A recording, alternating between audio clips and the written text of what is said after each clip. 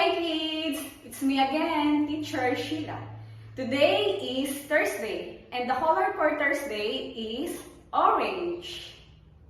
Today, let's learn about the materials in making a birdhouse. These are the following materials that we are going to use in making birdhouse. First, plastic bottle. Again, plastic bottle. Ruler. Again, ruler. Marker. Again, marker.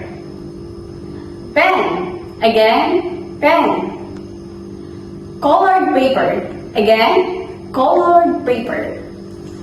Paint. Again, paint.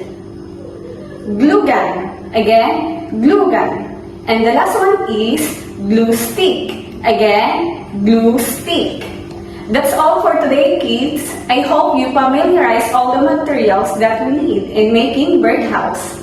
Bye-bye!